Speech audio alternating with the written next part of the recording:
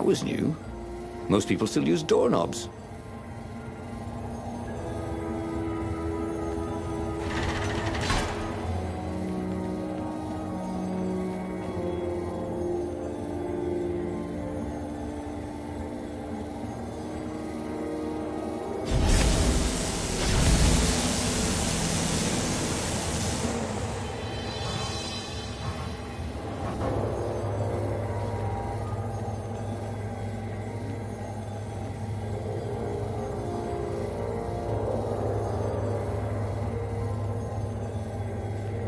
The people who had built this castle, did they even know what monstrous weapon lay hidden within their walls? The Sky Ripper could destroy anything it touched, or so the legend said. As the Transcendent Emperor had fought the Lost Gods, thousands had died. But Renato had been through wars. The only merciful war was a short one. Renato's blood was up. He just needed to smash something.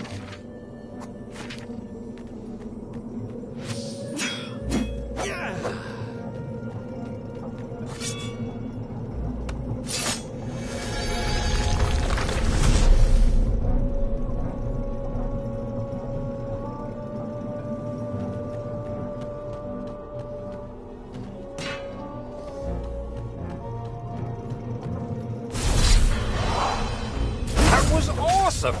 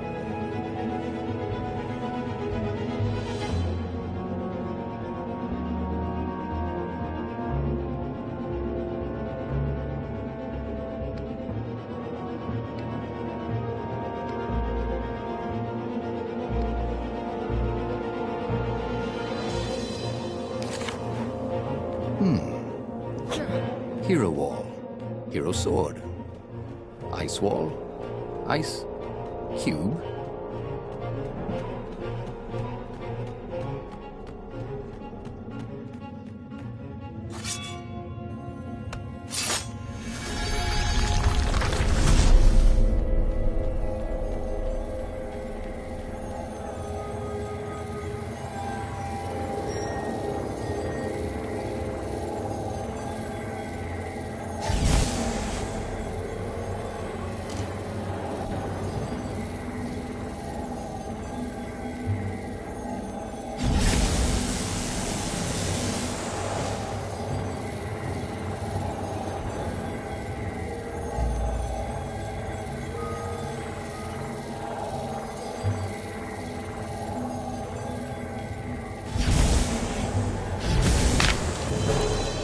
I guess now I find out what's next, he thought.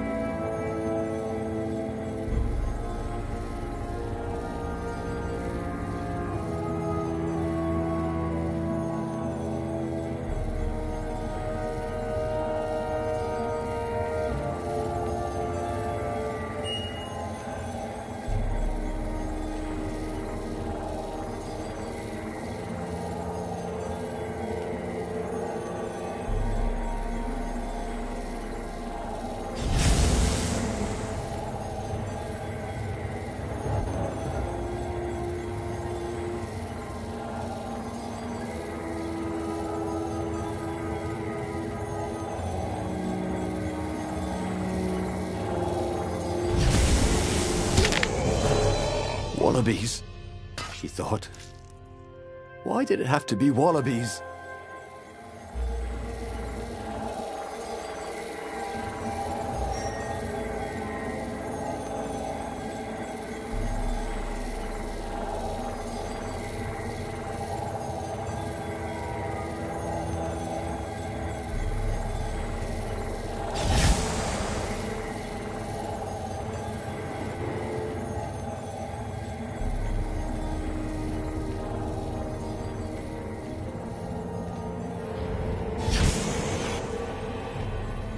Can't we just agree to disagree?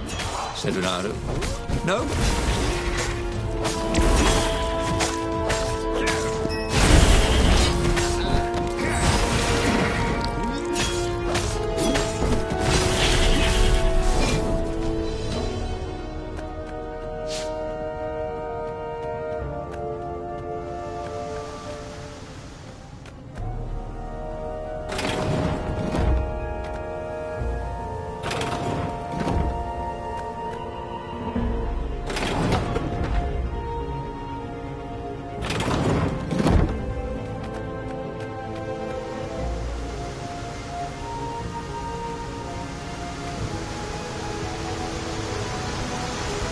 Firewalls only let you through if they think you're hot enough.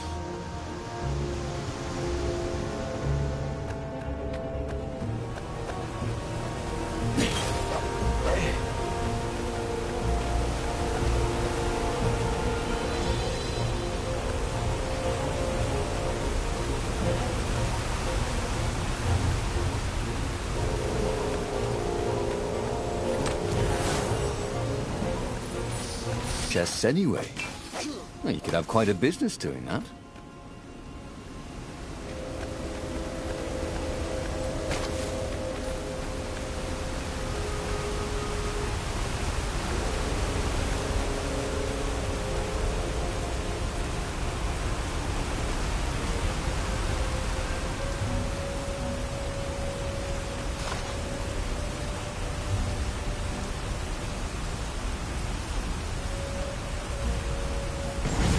Starting to come back to him. Something you never completely forgot. Like how to freeze time when attacking. The more he fought, the more he'd probably remember. There it was. Skyripper's armature. The stuff that dreams are made of. Engineers' dreams, anyway. The device was intricate. No one alive had the skill to make a thing like it. How was it part of a weapon at all? He'd have to ask a scientist, but first, he'd get the second piece. Skyripper had a heart, a core that had come to rest on the next island. Well, there was another island he could reach. Zenobia had just invaded it with her father's Raven battalions. She must be encamped there still. But fighting Zenobia now, that made no sense at all. He'd already sacrificed one friend to get this armature, was it? He didn't need to hurry to face her. She would find him.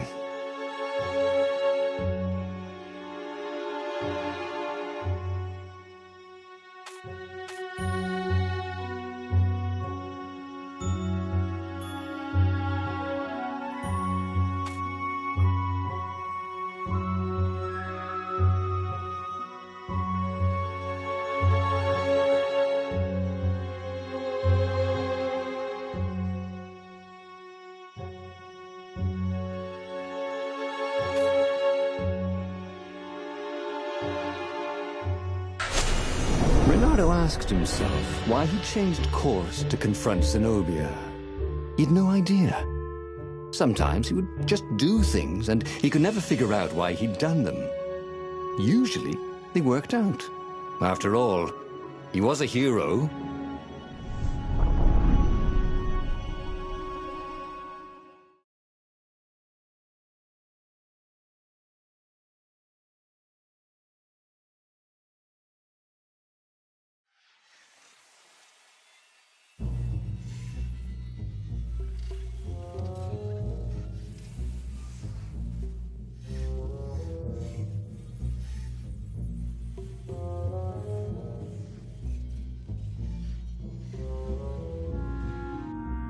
The truth is, though, he wanted to see her, wasn't it? It had been a dozen years since Swordfru School. He'd followed every rumor about her, every scrap of news. Not that he still loved her. After all, she was his enemy. No, it was solely because know your enemy. But it would be great to see her, even if they faced off across sword points as they'd done so many times at school. The world was a less interesting place without her.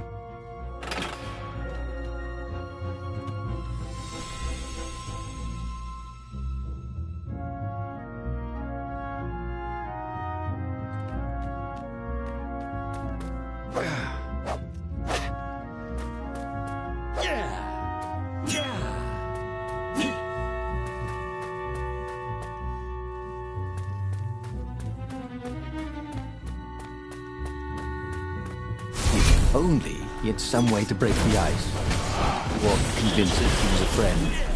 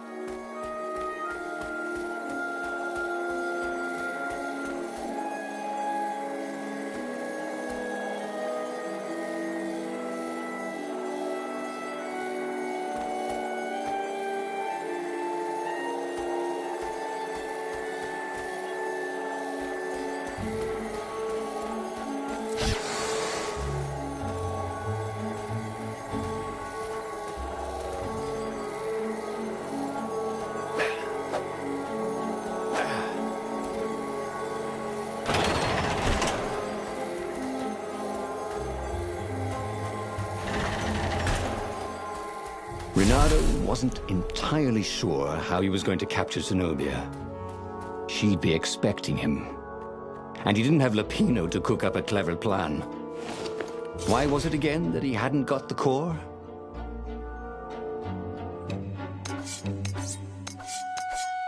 His trusty old sword was always a little better when he sharpened it.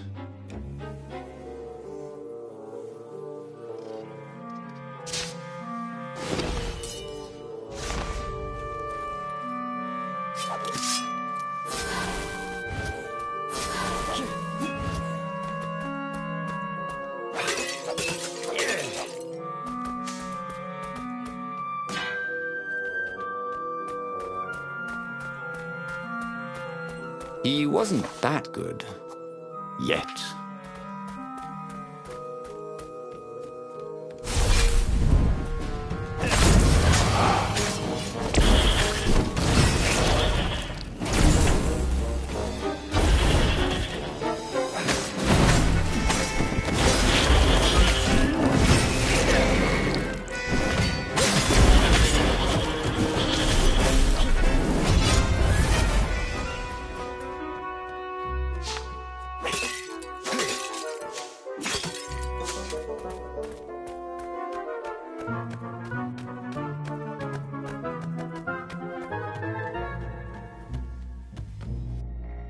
Reynardo slinked through Zenobia's ship, making no sound at all. Where were her guards? Finally, he reached her bedroom. She was curled up on her bed. Oh, he'd forgotten how beautiful she was. How sleek, how soft. He tapped her on the shoulder with his sword. She found he couldn't move, except his mouth. In fact, Sudi couldn't keep his mouth shut. He told Zenobia everything. Skyripper, the rebellion plans, even where the secret rebel base was, until he was hoarse. It was some kind of truth spell. A talky truth spell. She called her father by Farspeaker Toad and filled His Majesty in. But why didn't he get the core? Croaked the Farspeaker in something like His Majesty's croak. Because I missed you, darling. Reynardo grinned. He doesn't even know why, frowned Zenobia. That makes no sense. It's a trap, shouted the Emperor. I'll meet you at the outpost, and I'll bring my interrogators. if Renato came face to face with the Emperor, maybe he could assassinate him. But maybe it would be smarter and safer to turn Zenobia against her father.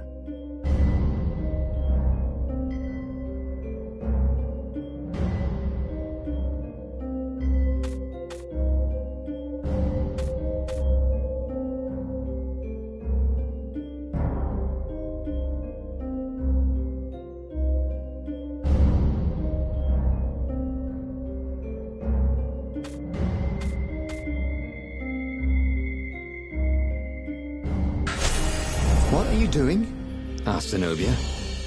Did you ever wonder why the Emperor adopted you? He asked her. She shook her head. He told her. His Majesty wanted to bring the lost gods back. They could make him an eater of souls, an immortal. But to seal his bargain with them, he needed a sacrifice. Someone who truly loved him. She was stunned. Furious. You're lying. Under a truce spell? It's a trick. You can't prove that. Take me to the observatory, and I will.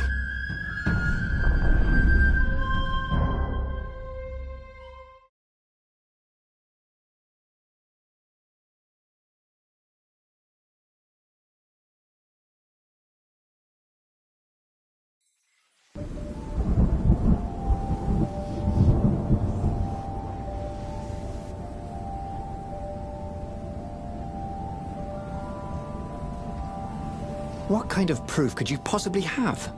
She said as they landed on the Nexus. Your father ritually sacrificed a village, and he left witnesses? The scientists resurrected one. Well, it's not really alive, but it can talk. A true witness. She frowned. The dead can't lie. Well, I bet they could. They just don't have any reason to. She nodded grimly. You go on ahead. I don't want the Ravens to see me.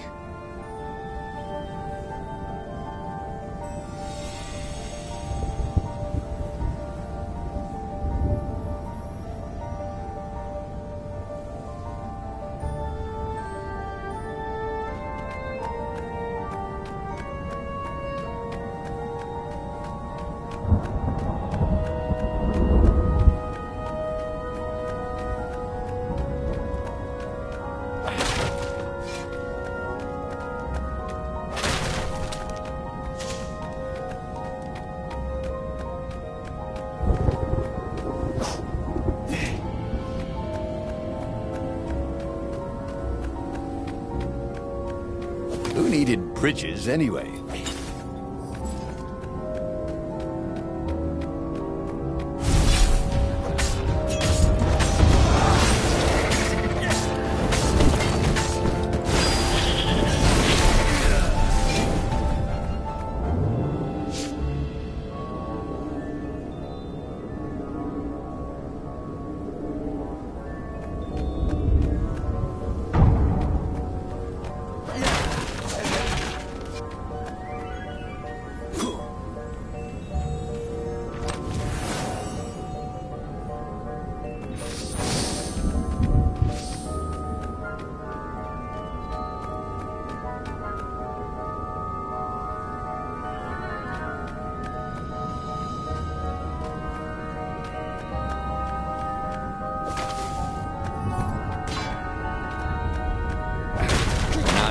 Terror of the sandcastles when he was two.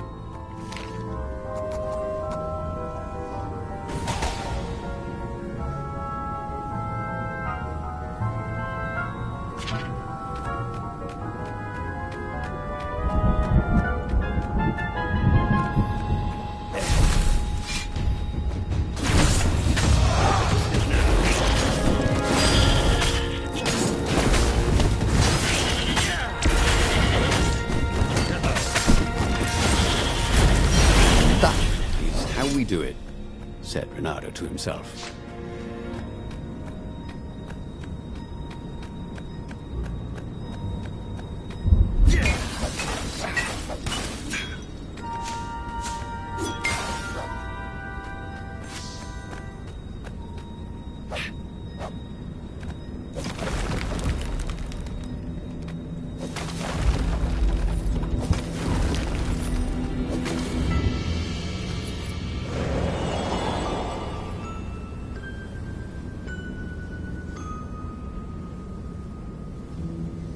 She caught up with him. She seemed troubled. All right, out with it, he said. He sent his ravens to search for an ancient crystal. Something called the Iblis Stone. Iblis? Isn't he one of the lost gods? He shivered. A stone dedicated to one of the lost gods. Well, that could give great power. But what would the god demand in return?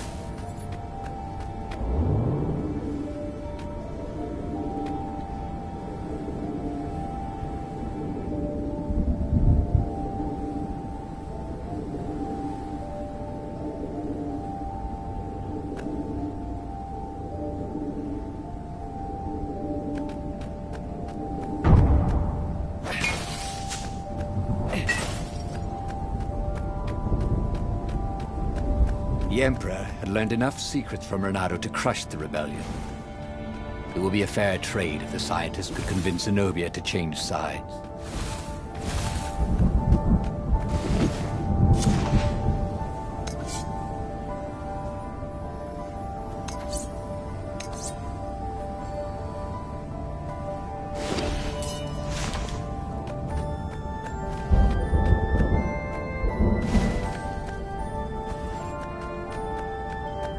Platforms were great.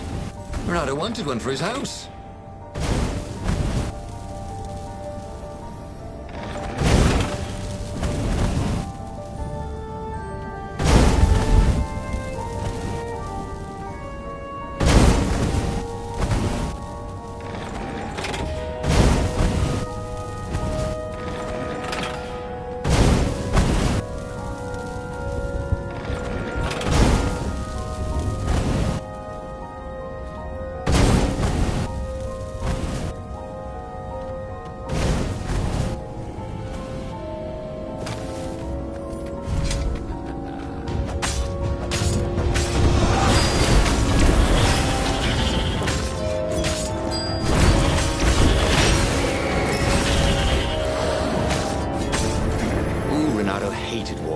The way they stayed back and lobbed pain and death from a distance.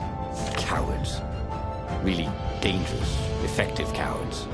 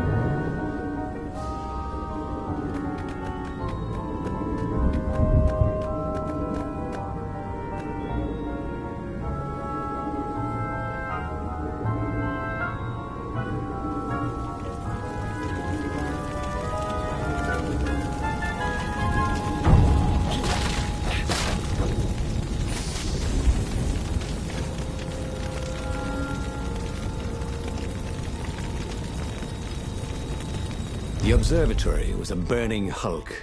Dead scientists and black feathers everywhere. The ravens had burned the reanimated witness to cinders. Renato was stunned. There goes my proof. These were scientists, not rebels, Zenobia said, upset. Why would he do this? I don't know. Let's go to the fleet and ask him. Yes. I'll meet you on the mountains. There's something I have to get first. But could he afford to meet her in the mountains? He'd given the Empire the location of the secret rebel base. They would need rescuing.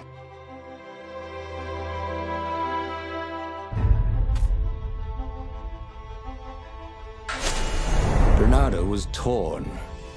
He wanted Zenobia to see the truth of her father. But she could get the truth out of her father faster without him tagging along. Meanwhile, the fleet would soon be knocking on the door of the secret rebel base. Renato had better be...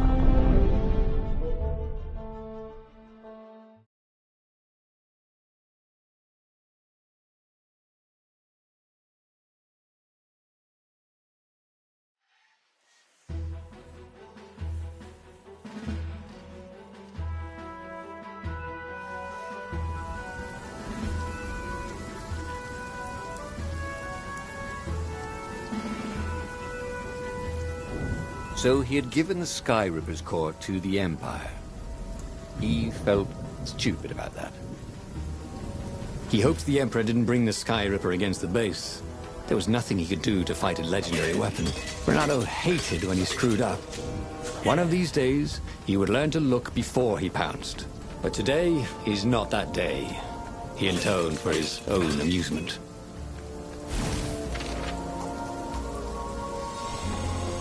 He'd missed his old skills.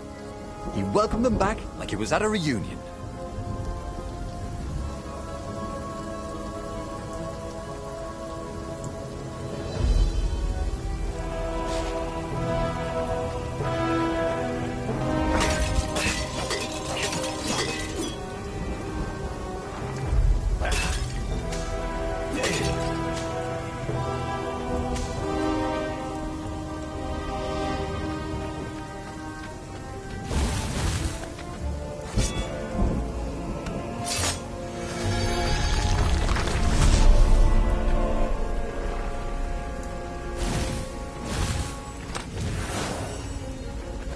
I wonder what I could make with all these sword crafting materials, thought Renato.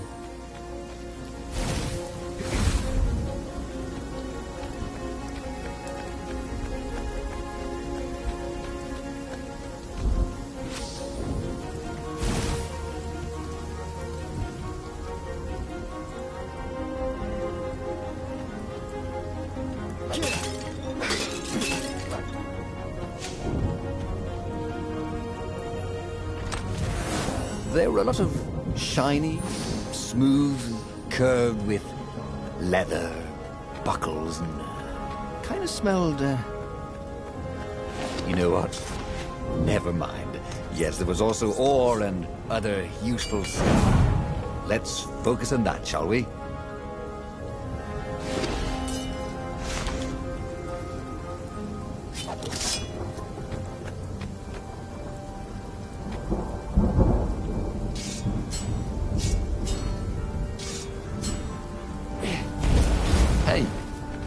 Hey, I'm a firefox, thought Renato.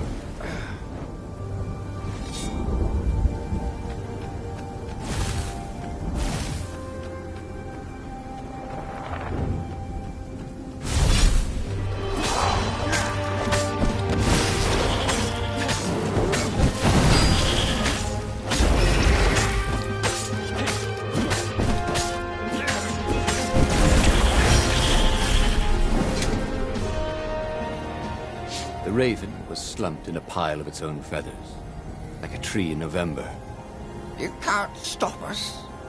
The Emperor has a weapon no warrior can defend against. What happened to you? Renato asked. But the Raven chose that moment to go to the great nest in the sky. So they'd made the core into a weapon. That wasn't good.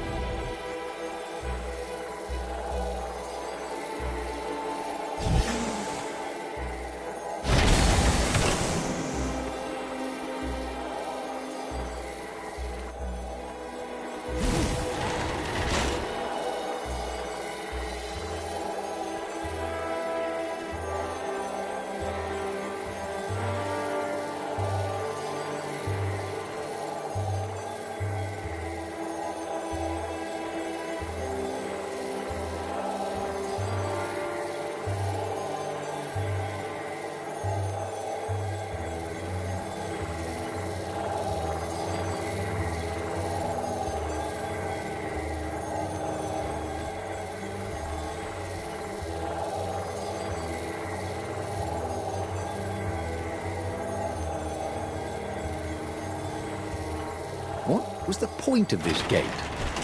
Did they think no one would notice the lever?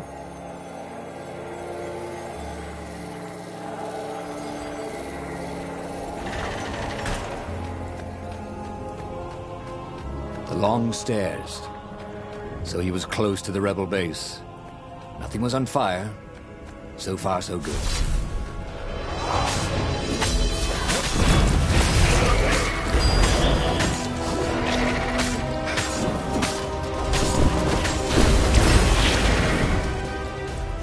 Tempted to just stand on the device and let it do all the killing for him. But that would be sporting, would it? Or fun.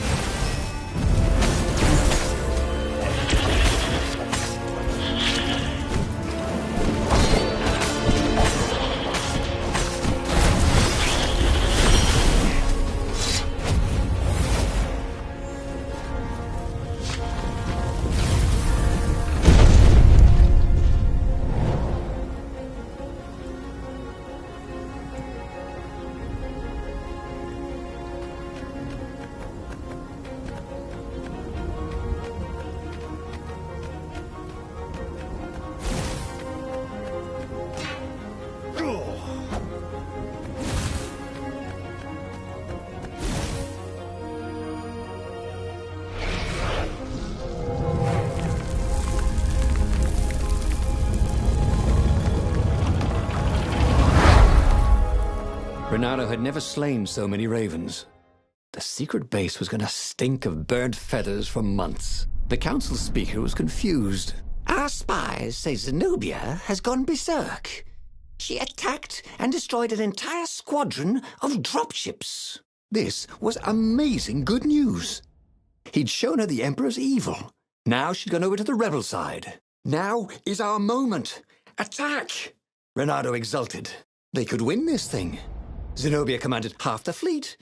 Who would follow the mad emperor when they could follow his heir, who was wise and smart and a brilliant sorceress besides? But what about the core and the Iblis stone? What evil could the emperor wreak with those? As he closed in on the Imperial fleet, Bernardo liked his odds.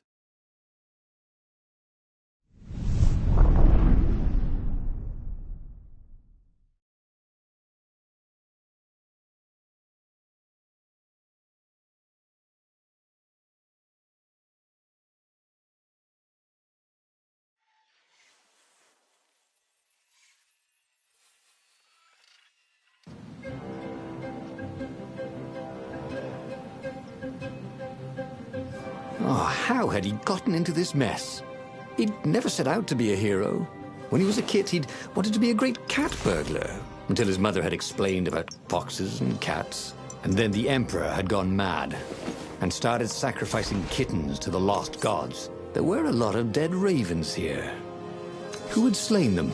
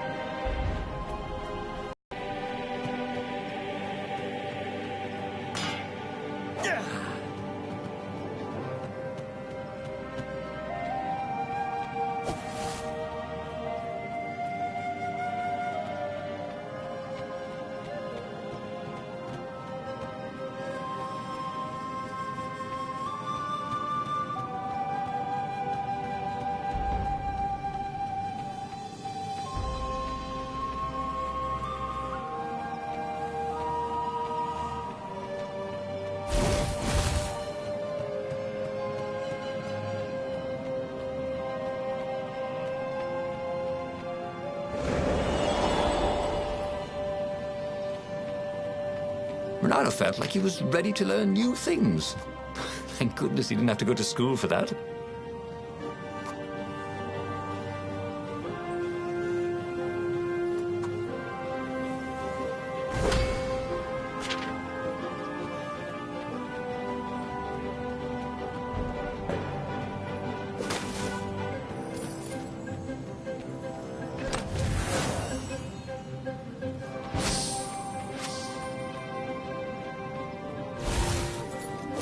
felt like Tarzan.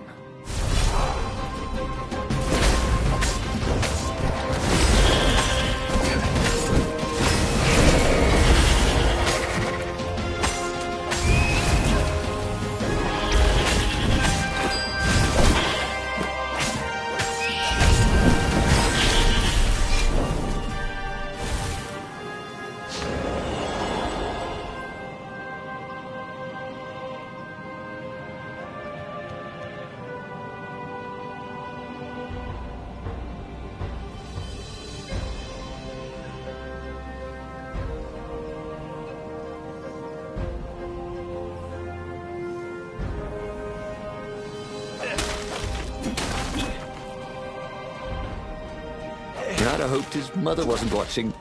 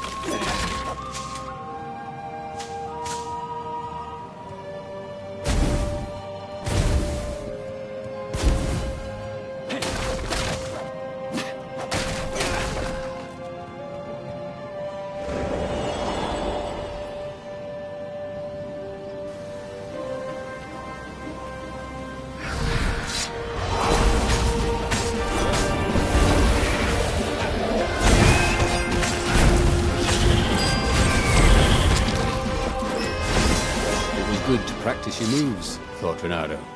Keeps you limber.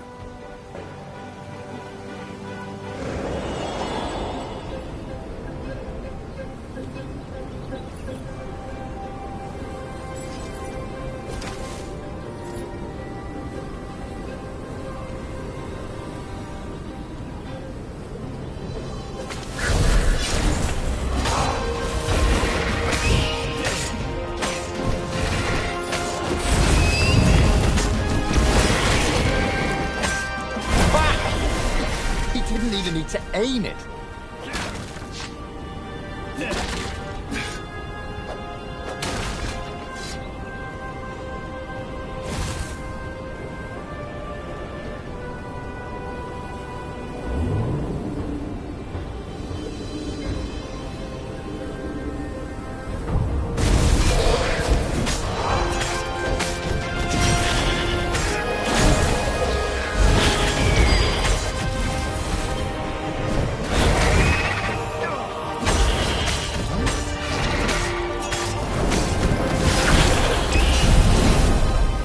In a swirl of newly remembered knowledge.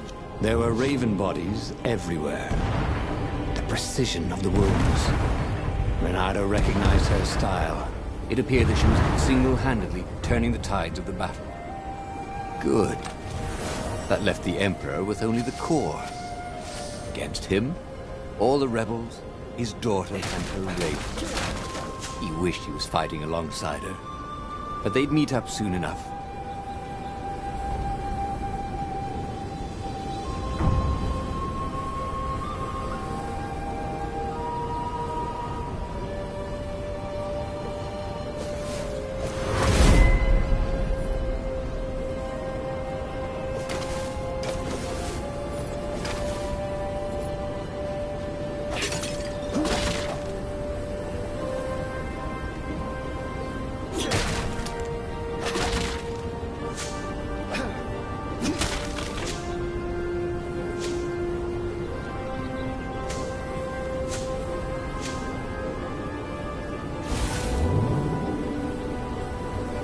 Building these platforms was so expensive, they'd run out of budget for guardrails.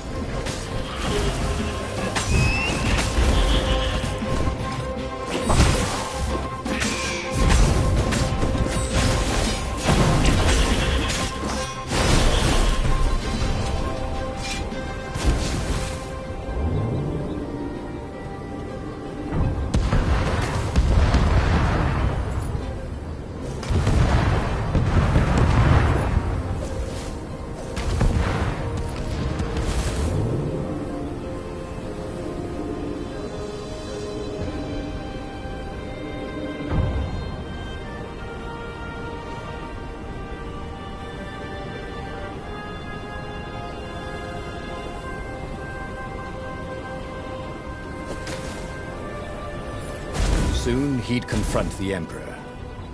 Funny that this whole war had come about because the Emperor feared death. Now it was coming for him. There was some sort of lesson there, wasn't there?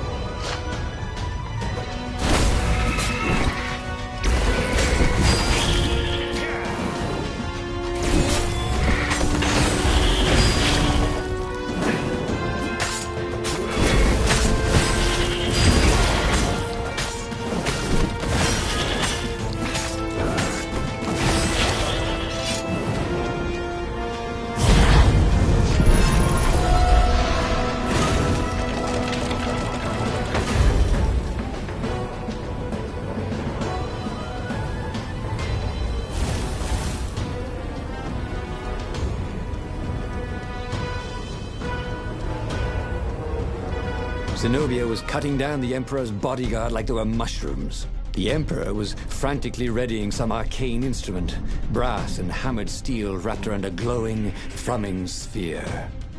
Skyripper's core. Zenobia! Renato shouted. But he had no idea what else to say. Revenge! She shouted as she cut the last bodyguard down.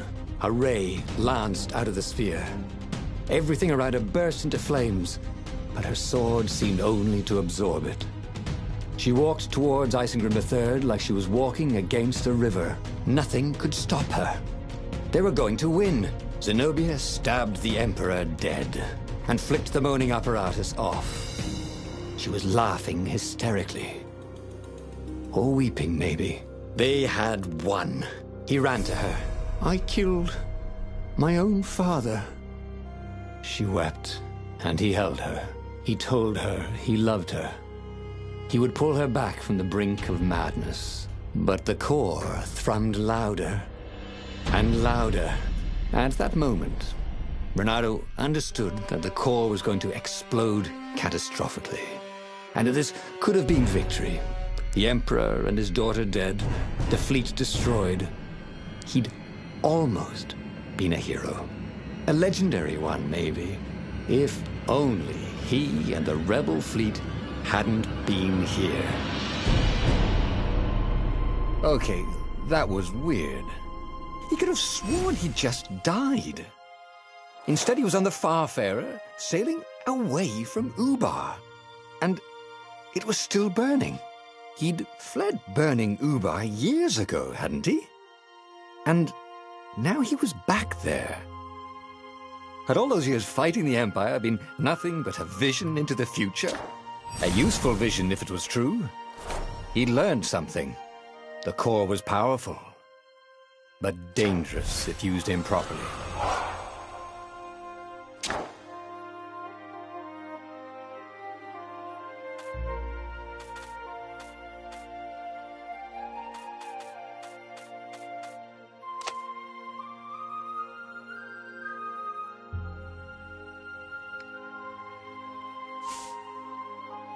He'd made bad choices.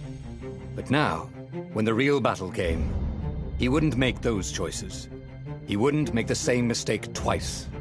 The book's pages began to flip backwards, towards the beginning. And he realized that his adventure was just beginning. The clouds parted over the Isles of Boreas. It was time to choose. The rebellion was in trouble. Ravens were scouting for the secret rebel base. They needed a game-changer. Pieces of the Skyrip knew that using it could go catastrophically wrong. But he was sure he could figure out how to use it safely. Also, a temple had risen out of empty desert. The Emperor had brought the Skyripper pieces up out of ancient burial by his obscene rituals.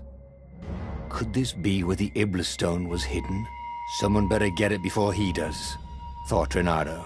On the other hand, his old friend Lapino needed rescuing. Lapino was no game changer, but could Renato really leave an old friend to the Ravens?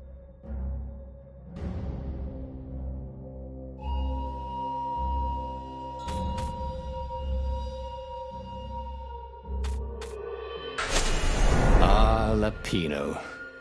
Apparently, the Mad Rabbit had sold a Pegasus that he did not exactly own. Lapino always wiggled out of trouble, given time. But he was out of time. The Ravens had figured out that Lapino was a rebel spy. If the fleet reached him first, they'd string him up for that. Never mind the winged horse.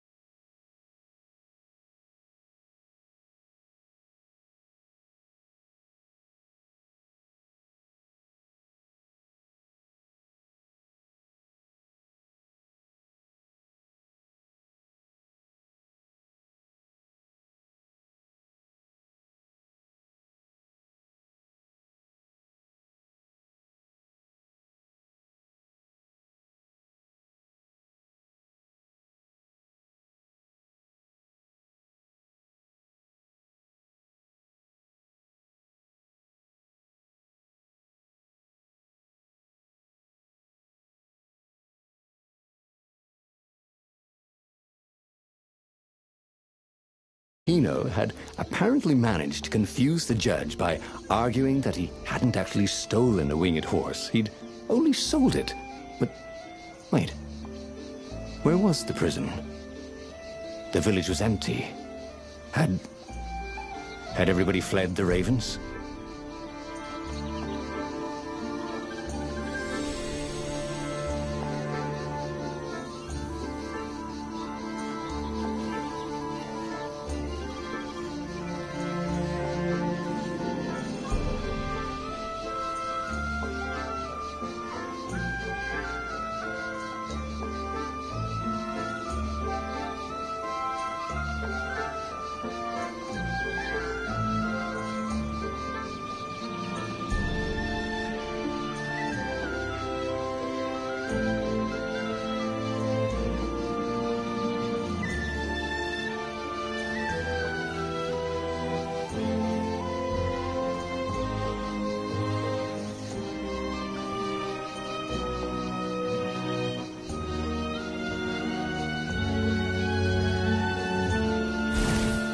If they didn't want their things broken, they really ought to make them stronger.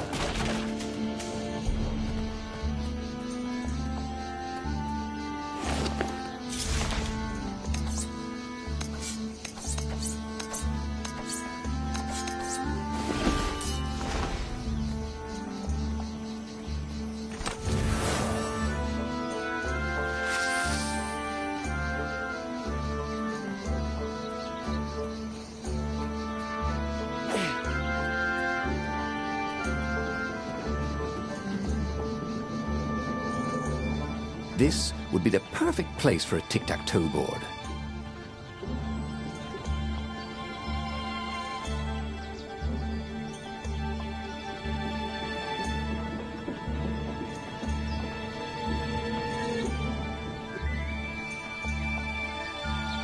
People were frightened these days. Just 2 weeks past, Renato had sneaked through an empty town and listened to the Raven's call about the Emperor's new taste in ritual sacrifice.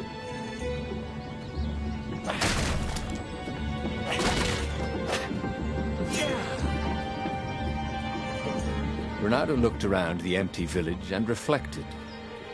The Sky Ripper had turned out to be far too dangerous to be used. Time to turn to what he knew best.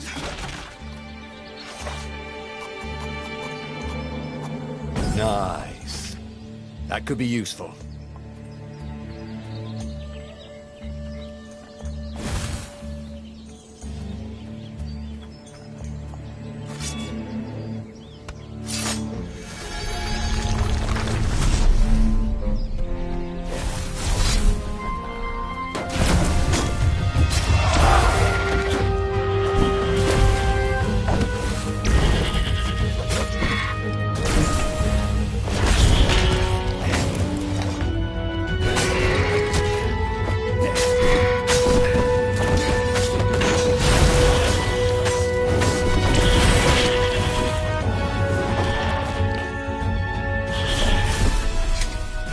Ravens were landing everywhere. The advance guard. He'd better get moving. If they got to Lupino first, they'd eat him for breakfast. Or a snack. Ravens weren't picky. If they got hungry, they sometimes forgot to interrogate their prisoners. Even top spies like Lupino. Where had the mad rabbit got to?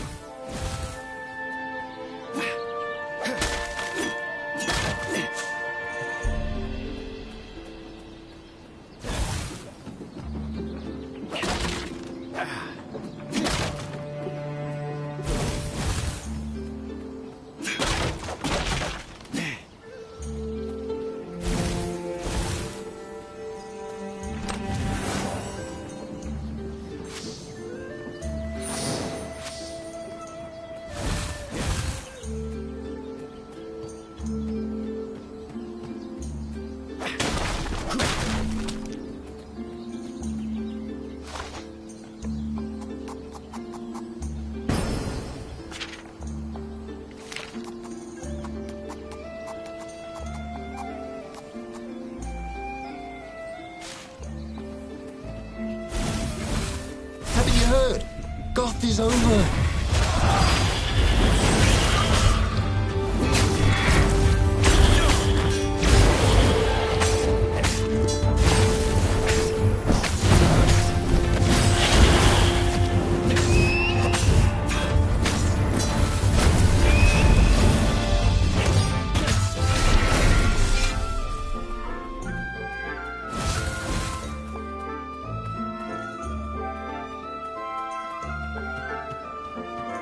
Bernardo felt a chill run down his back.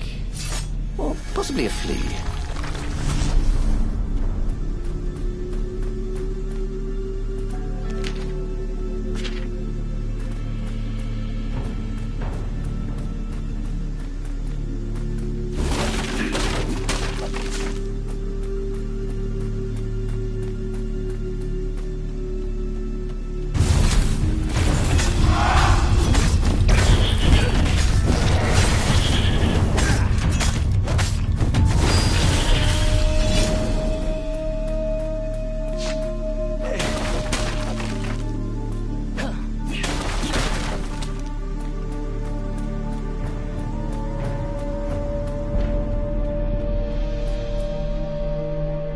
Dirty and bloody, Bernardo finally reached Lupino. The rabbit was practicing his shuffle. Bernardo recognized the cards. It was Lupino's favorite deck. Oh, I thought you were in danger. I am. The ravens are coming. Oh, the prison thing. Right, yeah, we see this guard owed me 53 ducats, so we made a deal. They're very reasonable people, actually, for weasels. Now, I got a brilliant plan to kidnap Zenobia. We capture Zenobia, we find out what she knows, and that's the whole war right there. Easy peasy, lemon squeezy. Capture the Emperor's greatest general, who also happened to be a deadly sorcerer and, oh, his only daughter? That would be worth it. On the other hand, he could still get to the core of the Sky Ripper, even if he couldn't get the whole thing. It must have great power.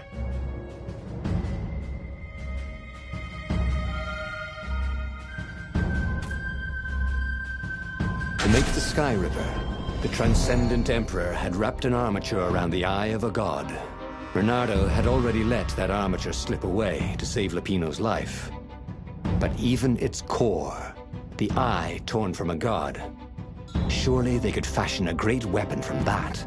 The core of the Sky Ripper? Lapino's excited. That's an actual thing that we could just go and get. You've been busy. He sure had.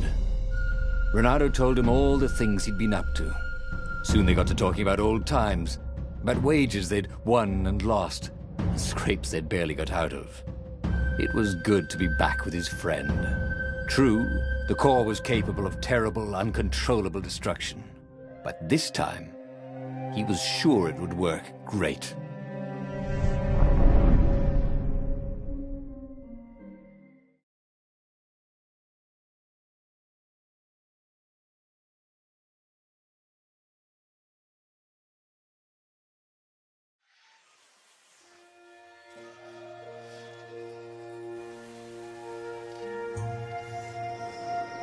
It's beautiful here, thought Renato. He was thrilled to be back with his old war buddy. He'd missed the mad rabbit, but something was not quite right.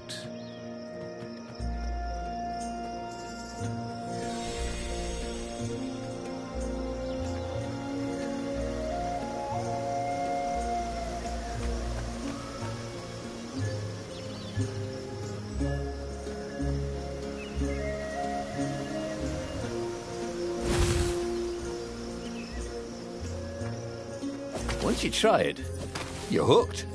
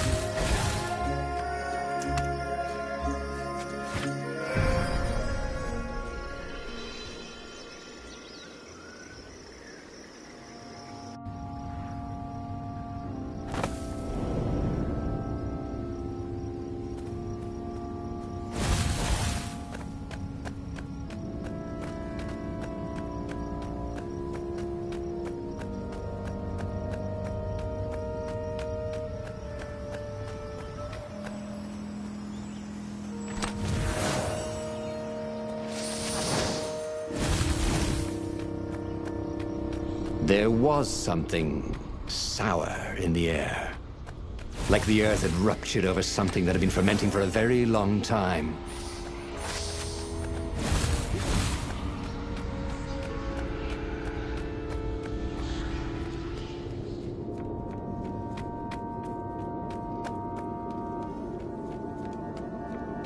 Okay, let's get this over with, and we can all go home. Well, not you, just me.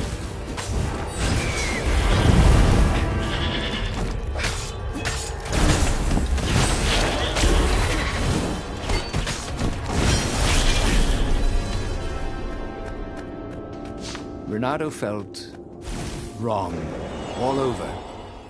He could feel an almost palpable sickness in the air. And if the land could have tumors, they would look like these monstrous crystals. The forest was quieter than it had been.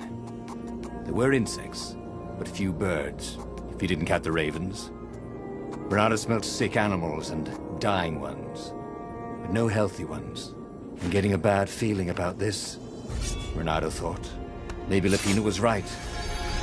Maybe he should have kidnapped Zenobia instead of coming here.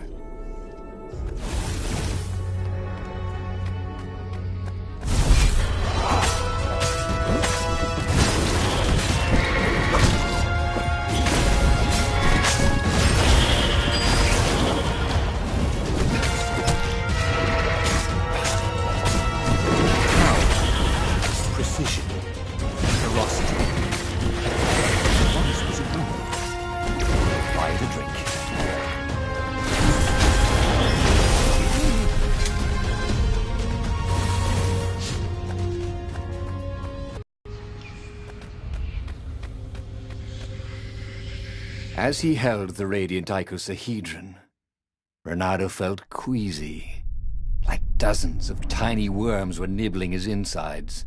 It wasn't healthy to be so close to the eye of a god. How could he use it? He could take it to the observatory. The scientists there could tell him how to harness its ancient power. But honestly, Renato ached to get away from it. He brought the core back with him to the Farfarer. But honestly, Renato ached to be rid of it. Tell you what, said Lupino. I'll take it to the observatory. You attack the Imperial outpost. The Imperial outpost was a vital communications node. Taking it could shatter the Empire's ability to coordinate. And it would be full of secret plans and maps, and maybe even rebel prisoners. It was a good target for a hero like Renato.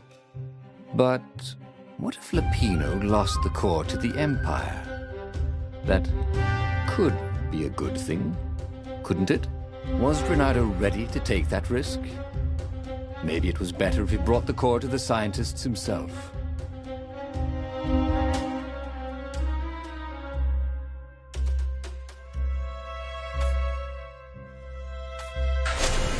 Lupino was a touchy rabbit. Renato knew that.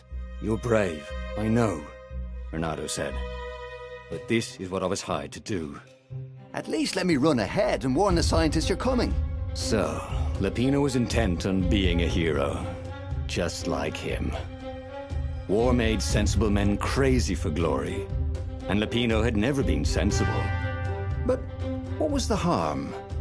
Lupino might well trip over a hornet's nest of ravens. But that was better than ravens lying in ambush, wasn't it? They finished the trip to the Nexus in silence. Renato had no sooner rescued his friend than he was putting him back in danger. "All right," he finally said as they landed. "Go."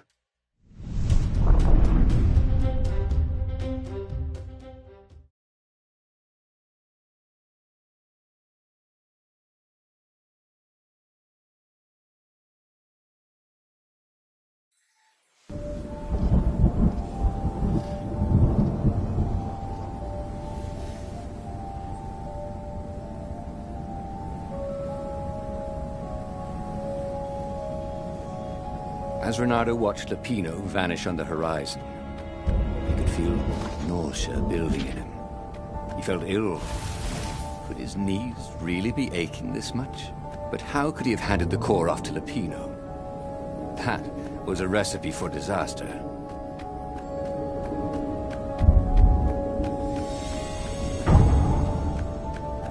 There had to be something useful in these things, didn't there?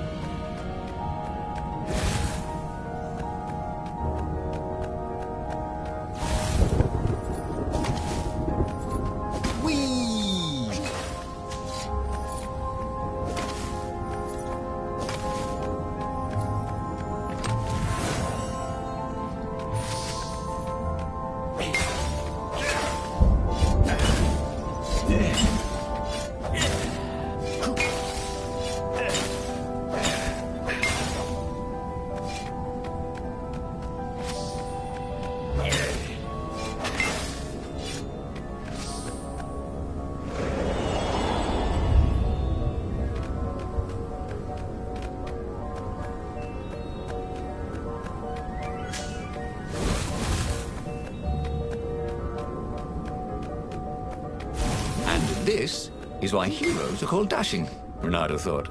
See? Dashing? Get it?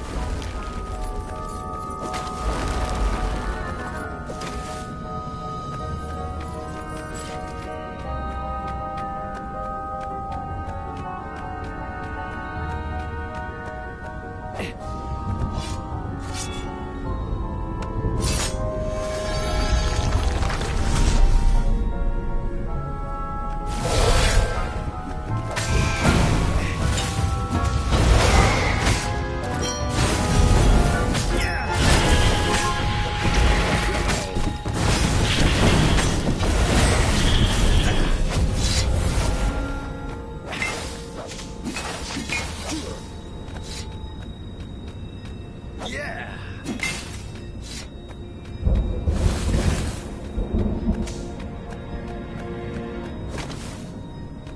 Bernardo felt worse. All his joints were aching now.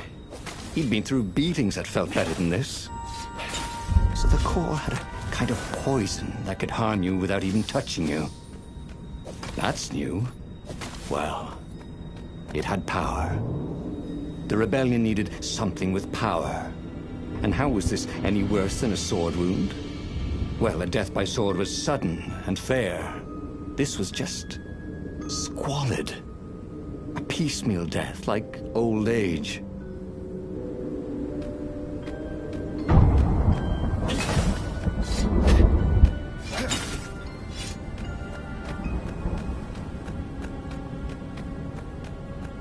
The Nexus Observatory had some of the Empire's greatest scientists.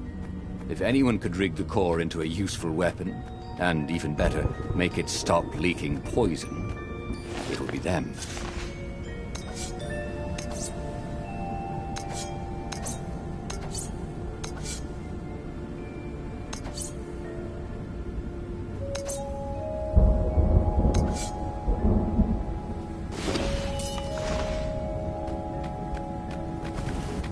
There was an inscription.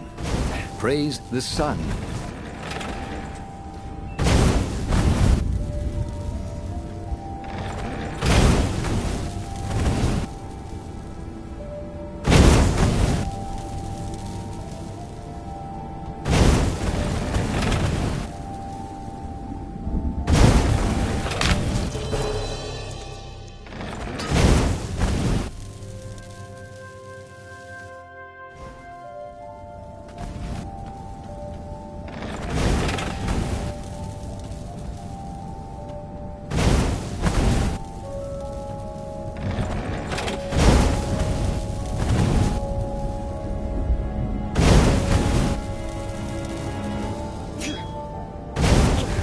Energy spheres. Easy to dodge, but boy did they sting if you didn't pay attention.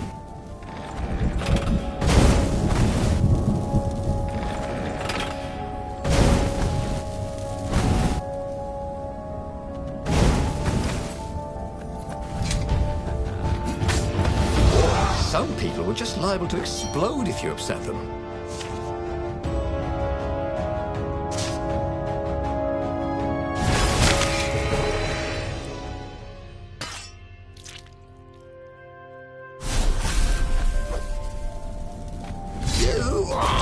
Interrupted story time. Caught the lead, Raven. Now we'll never find out how it ended.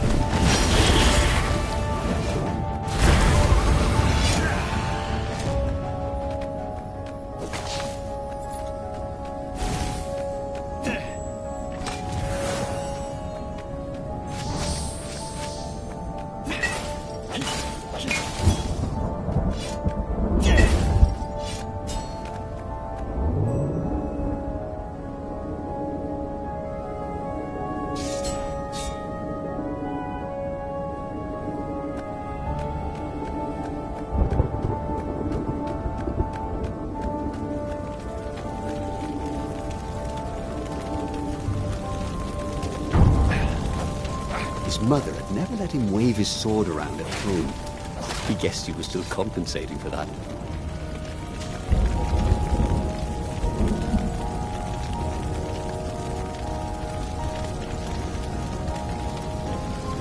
The observatory was a burning hulk.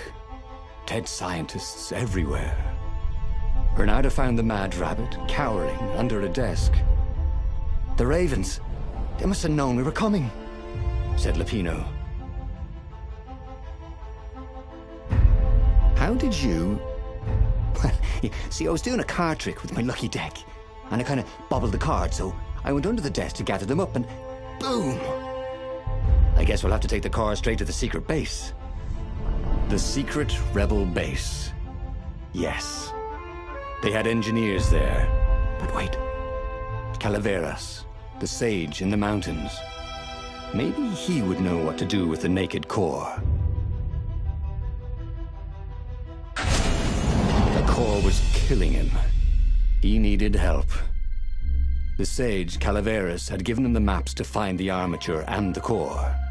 If anyone knew the true name of the Transcendent Emperor, if anyone knew how to assemble the Sky Ripper, Calaveras did. If anyone could heal Reynardo and render the core safe, at least to its bearer, surely it was he.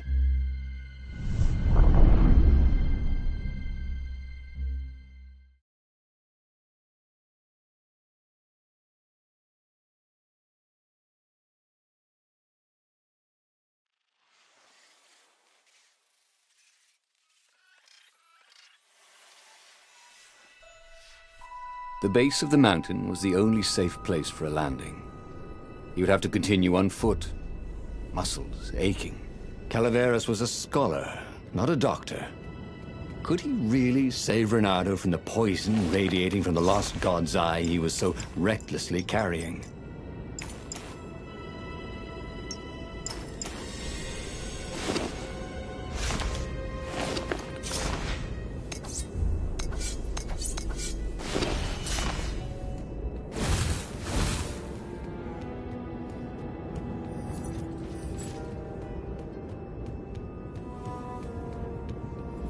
What were these poles exactly? Parking meters from the time of the lost gods?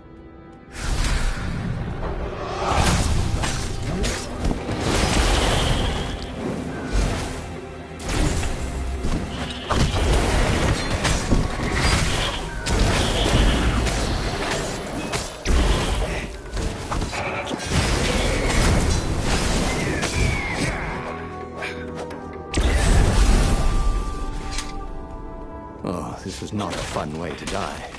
Even if he survived. No one would write ballads about the fox whose knees ached forever, would they? Not unless he paid for it. And he hated paying for publicity.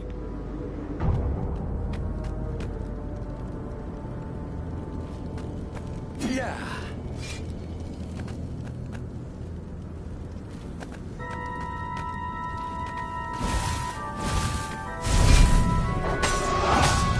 Like the world's heaviest bone right by his side.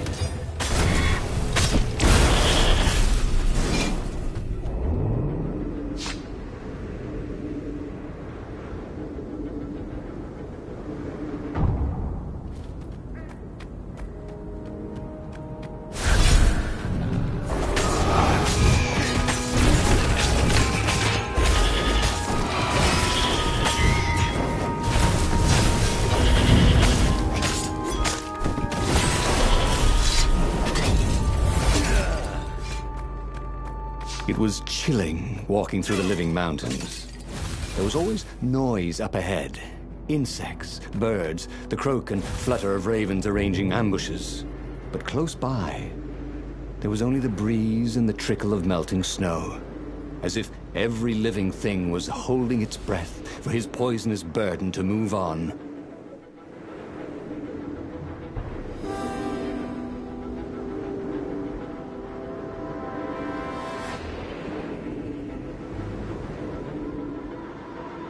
Were getting numb. Calaveras really didn't want company, did he?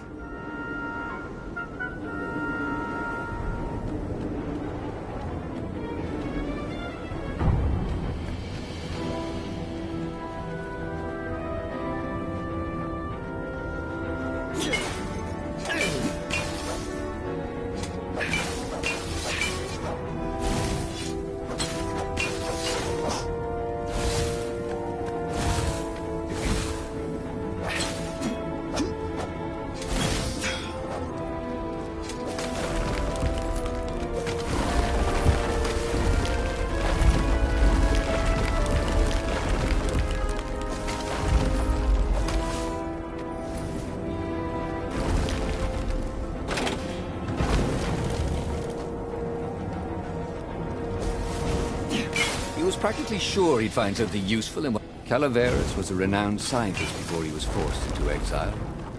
Now, he was practically the last scientist. And he was Reynardo's last hope.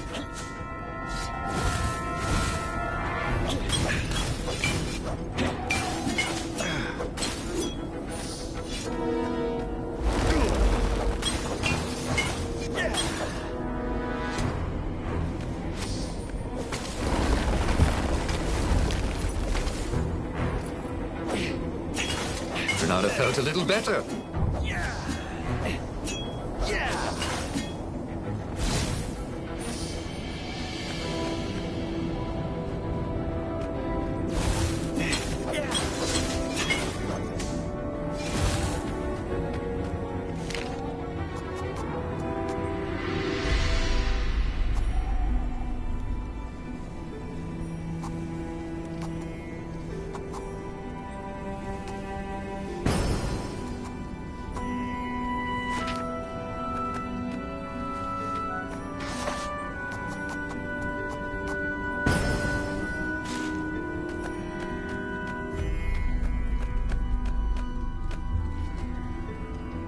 The core! Splendid!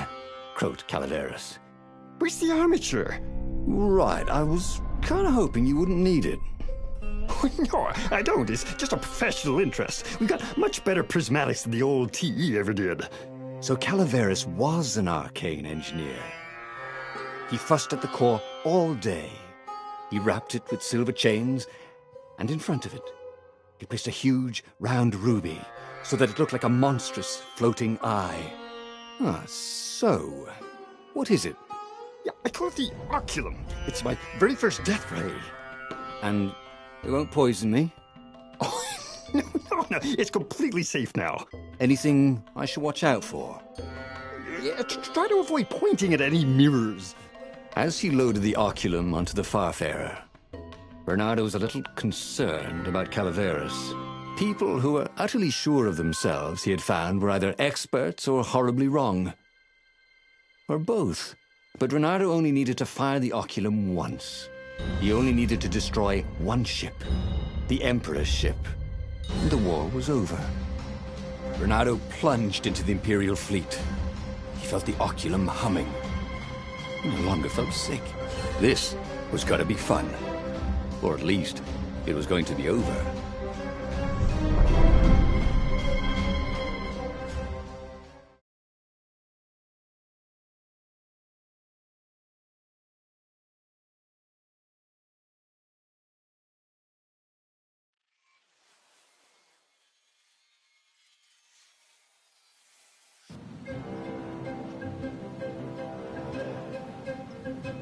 Bernardo resisted the temptation to fire the oculum until the time came.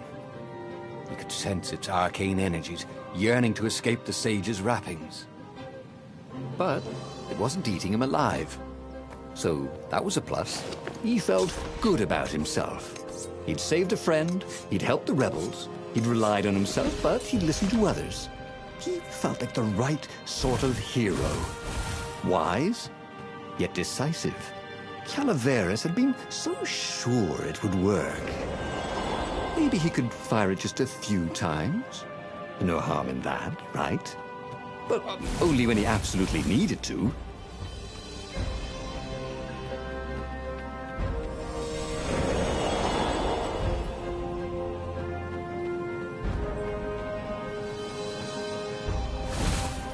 The portal was heavily guarded. It must go someplace they really didn't want him to go.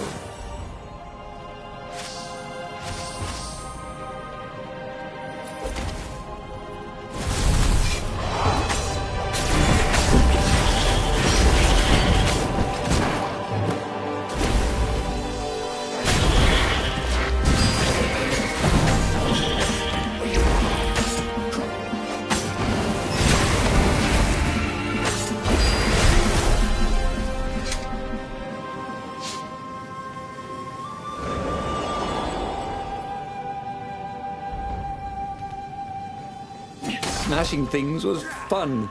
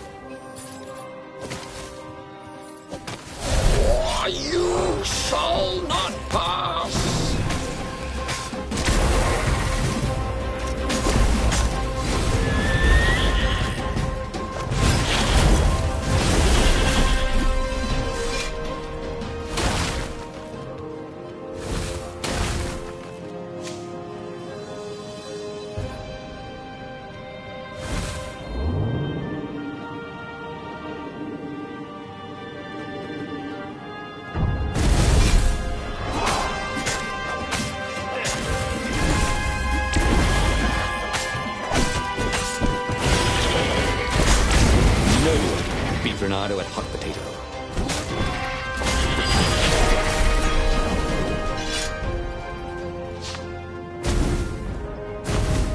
Reynardo's arm was getting tired. The core was no longer eating at him, but he still felt weak. His stamina was shot. But he had the oculum. When the ravens swarmed him, it would sometimes fire its death ray. It seemed to be warming up too, firing more and more often. Maybe he should let it cool off. Yeah, he decided to stop using it entirely.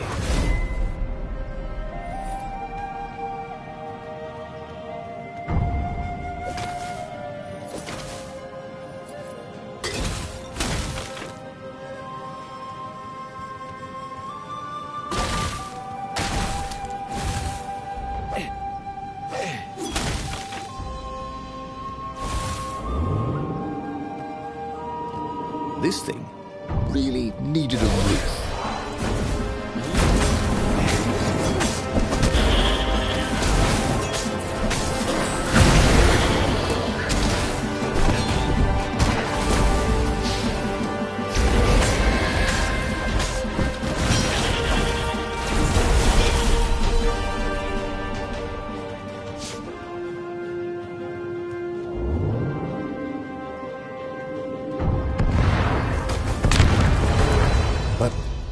There were still so many games to play, Reynardo thought as he died.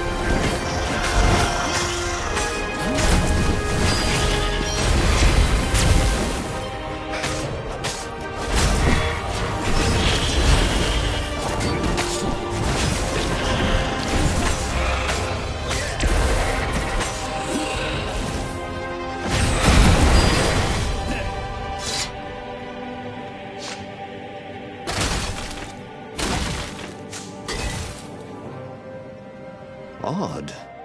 The oculum was still hot to the touch. He almost thought it was getting even hotter. Well, that was ridiculous, of course. Anyway, he'd only to fire it one more time, and then he could chuck the whole contraption into the abyss, and the Emperor's ship was now in range. Reynardo squinted. He could make out the line of ravens protecting the ship. Zenobia in front, conjuring. And on the deck,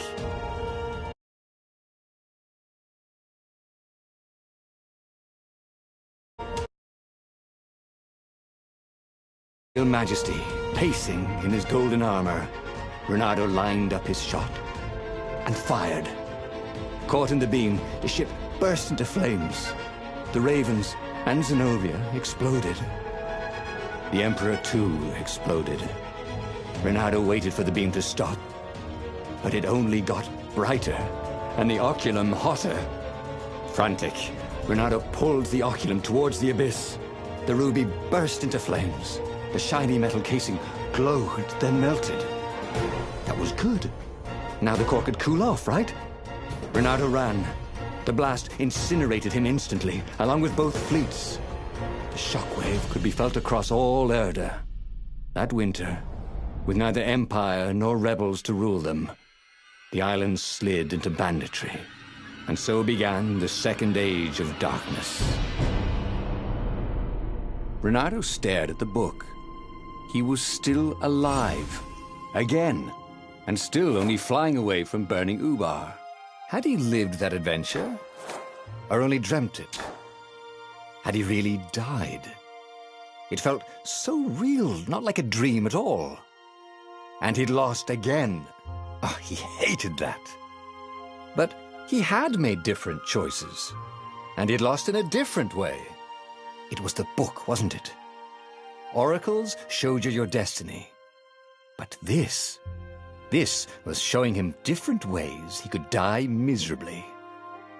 Thanks a bunch, book, he thought. But these were destinies that he did not have to fulfill. And he hadn't learned anything new this time. He'd done the same thing twice, yet expected a different outcome.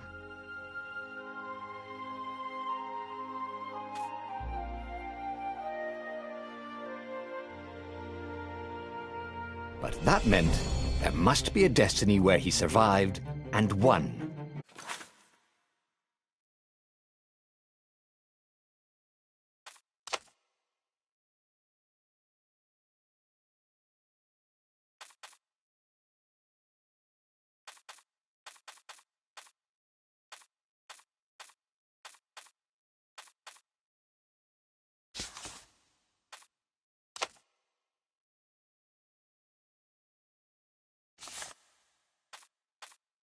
Right? Otherwise, what was the point? And with that, the book's pages fluttered back once more to the beginning, and the clouds parted over the Isles of Boreas. It was time to choose. The rebellion was in trouble. Ravens were scouting for the secret rebel base. They needed a game changer. Pieces of the Sky Ripper had surfaced. Bernardo knew that using it could go catastrophically wrong, but he was sure he could figure out how to use it safely. Also, a temple had risen out of empty desert. The Emperor had brought the Sky Ripper pieces up out of ancient burial by his obscene rituals. Could this be where the Iblis stone was hidden? Someone better get it before he does, thought Bernardo. On the other hand, his old friend Lapino needed rescuing. Lapino was no game changer, but could Renato really leave an old friend to the Ravens? The island was windswept desert. No one went there except ostriches and ostrich hunters. The Iblis stone. It sounded ominous. It sounded powerful. If the Emperor was searching for it, it must be dangerous. And so, Bernardo went ostrich hunting.